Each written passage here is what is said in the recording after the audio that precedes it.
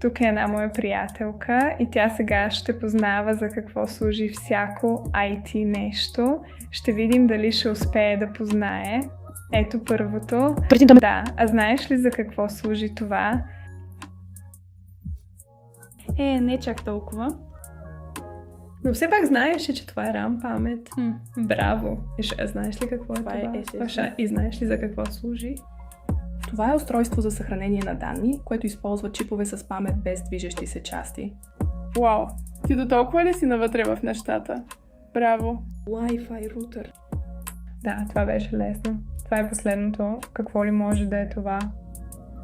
Това е незаменима част от компютъра. А знаеш ли какво е това? Това се нарича захранващ блок. Имаме работа с истински професионалист.